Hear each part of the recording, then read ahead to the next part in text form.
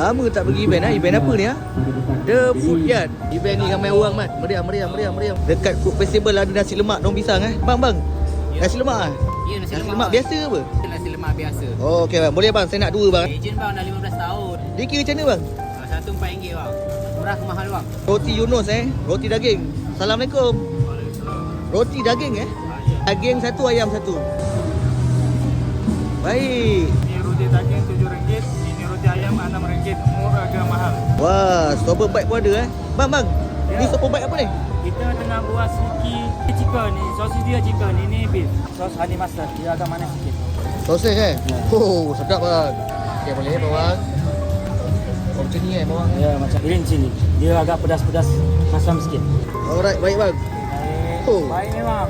Sedap bang Macam ni best seller Ya, biasa dah. Ni sos apa bang? Ini spicy mayo. Bang, macam ni kira macam mana RM16. Murah ke tak? Avocado pun ada lama tak kena ni. Bang, avocado Avocado. Boleh nak try satu. Coklat avocado. Boleh. Oh.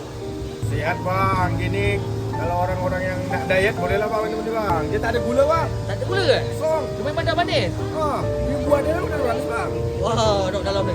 Oh. Taster pun ada.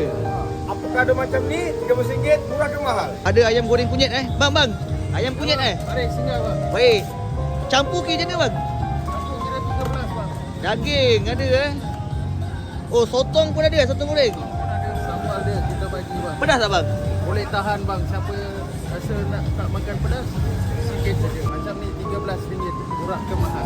Kedai Noti Nisu pun ada nak tiramisu ke? Baik. Best tiramisu in town Best tiramisu tau. Kita ada coklat. Tengok sikit dalam. RM9.90.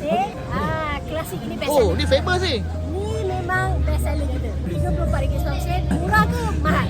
Event ni sampai bila 28 Julai sampai 1 Ogos. Oh, maknanya daripada hari Selasa sampai Sabtu. Oh, parking dekat sini, pertama kompleks So, event ni tepi ni sahaja. Okey mak, simple je. Dia dekat sebelah bangunan Marak, Kuala Lumpur. Datang event ni, korang wajib ambil dia punya kupon. Korang dapatkan cop 6 kedai.